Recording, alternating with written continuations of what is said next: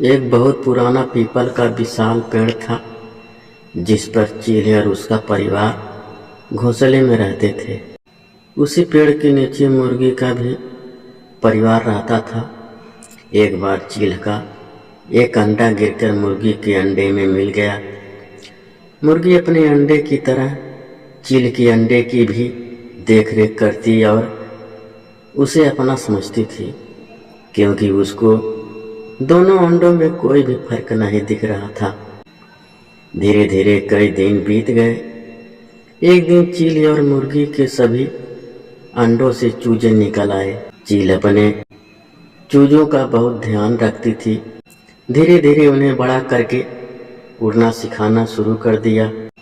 देखते ही देखते चील के सारे बच्चों ने आकाश की ऊंचाइयों को छूना शुरू कर दिया और अपने शक्तिशाली पंजों और दूरदृष्टि वालों आँखों से अपना शिकार करना शुरू कर दिया, जिसके कारण चील के माता पिता को अपने बच्चे के ऊपर अब ज़्यादा ध्यान नहीं देना पड़ता था।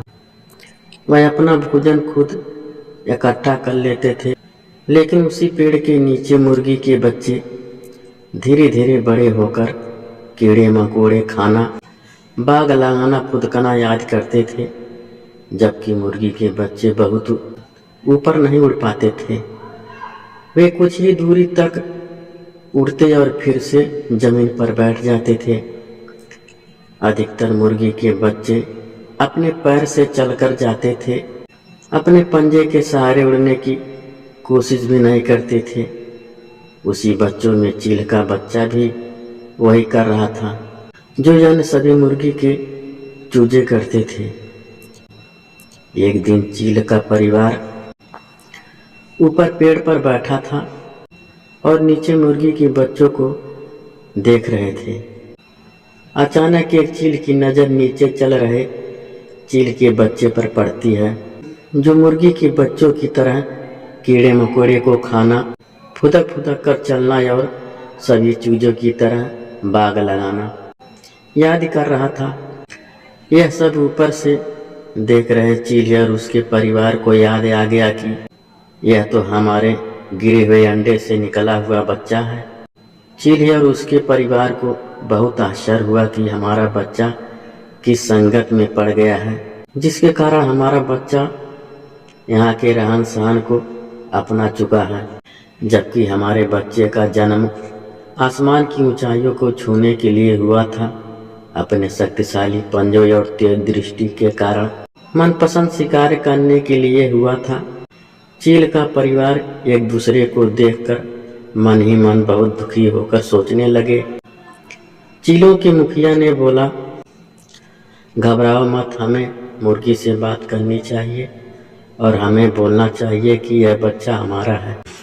चील से ठीक ऐसा ही किया, जबकि मुर्गी के बच्चे और चील के बच्चे में अंतर करके भी दिखाया, जिसके कारण मुर्गी ने चील के बच्चे को वापस करने के लिए स्वीकार कर लिया और चील को उसके बच्चे को दे दिया। चील और उसके परिवार के लोगों के अथक प्रयास के कारण उसका बच्चा धीरे धीरे आसमान की ऊंचाइयों को छूने लगा और अपने पंजों के बल पर बड़े बड़े शिकार करने लगा। यह सब देख चील और उसका परिवार खुशियों से भर उठा और उसके परिवार में उन्हीं की तरह का एक और सदस्य जुड़ गया, जिसके कारण चील के परिवार में खुशी का माहौल रहने लगा। जैसी संगत वैसी रंगत।